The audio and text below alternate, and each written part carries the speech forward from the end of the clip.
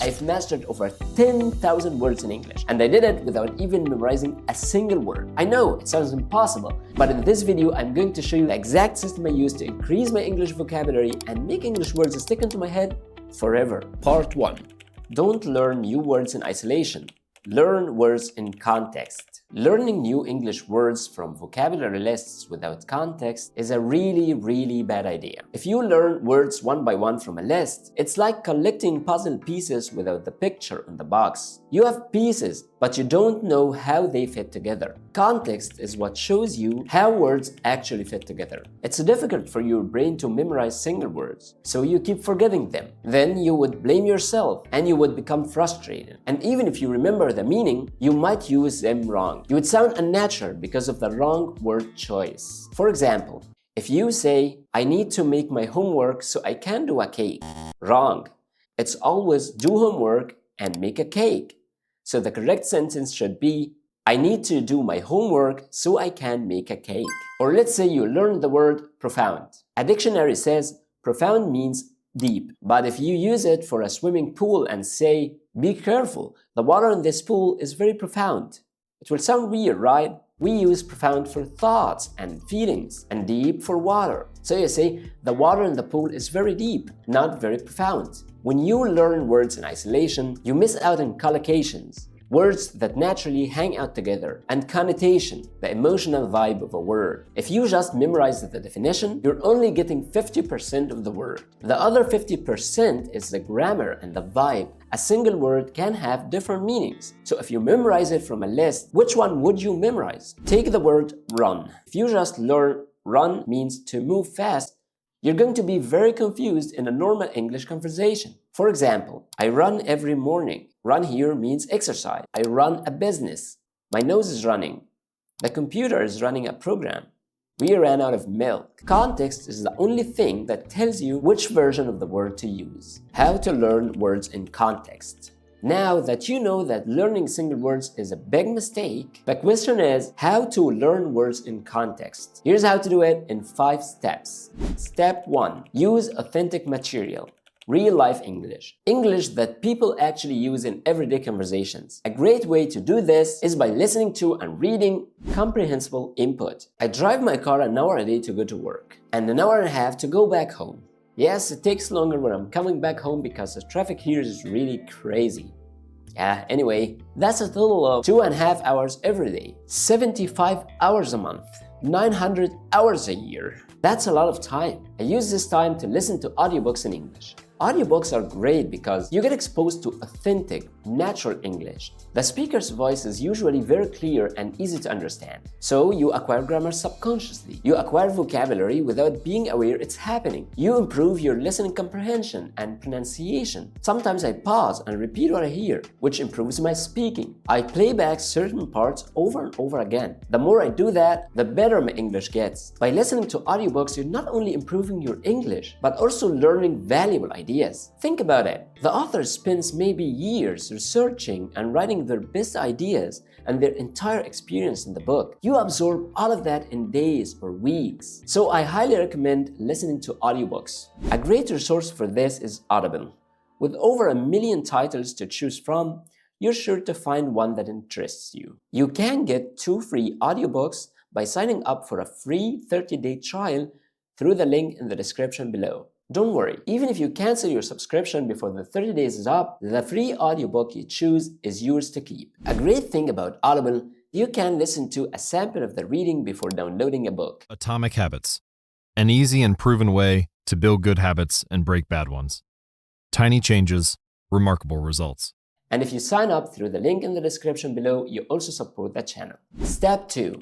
Learn the interesting words. When reading or listening, highlight the interesting new word and write down the whole sentence in your notebook. I have a Notion page for this. I can access it easily from my laptop or my mobile. So whenever I find an interesting word or phrase, I write it down there and review it from time to time. You can use Notion or notes on your mobile or a pen and paper, whatever is easier for you. But be careful not to overdo it. Don't write everything you don't know. If you stop to look up every unknown word, you will lose interest in the book or the movie because all you do is pause and pause and pause to write words down. Only write down words that either prevent you from understanding the book or you've seen many times and still don't know.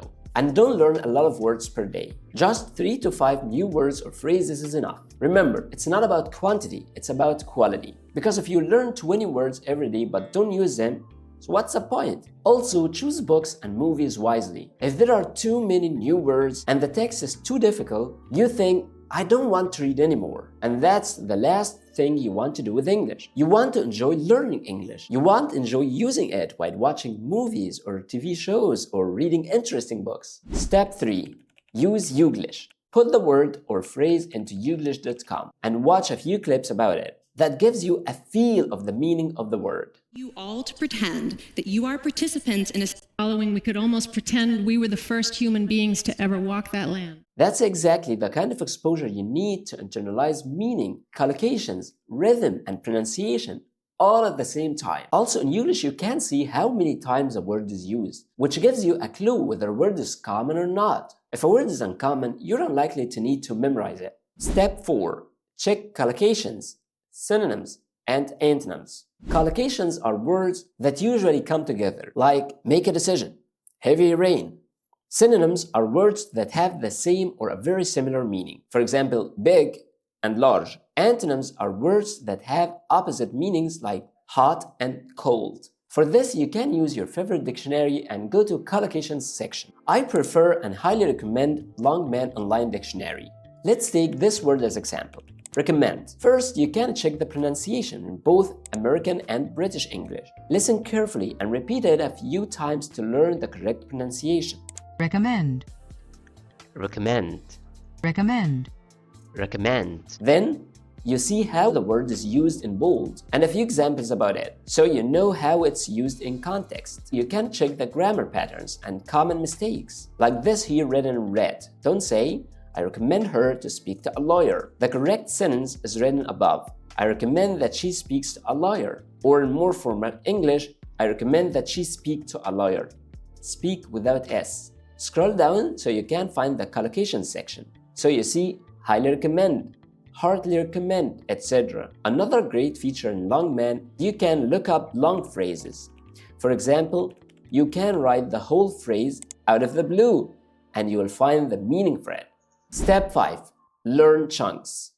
Our brains love patterns. It's much easier to remember a chunk of words, a short phrase or expression, than 3 separate words. So instead of learning make good impression one by one, learn the whole phrase. Make a good impression. When you learn phrases like this, you start thinking in English more naturally. You don't have to put words together slowly in your head. You just say the phrase automatically. This helps you speak faster and understand English better.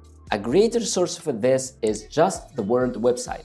It's a free online tool that shows you which words usually appear together in English. You type a word and it gives you common combinations, helping you learn chunks. For example, the phrase profound effect. The green line here means it's good word combinations. It shows you how many times these words come together. If you click on it, you see how the phrase is used in many sentences. Longman Online Dictionary again is also a great resource for this. As you see here, combinations are written in bold and it shows you synonyms with easy explanations. Part 2. Repetition and exposure. While learning new words in context is way more effective than simply memorizing word lists, our brain still needs lots of repetitions in order to move these words deep in memory, so you can recognize them effortlessly when you hear them or see them again. You need even more repetitions to be able to use a specific word naturally in your speech. So after enough repetitions, the vocabulary becomes not only passive but also active. So how to achieve that kind of repetition? There are 2 methods to do that. I don't want to make this video any longer, so I'll talk about repetition in more detail in part 2 of this video. Just make sure you're subscribed to the channel so you don't miss it. And if you like this video, please don't forget to give it a thumbs up, and I'll see you later.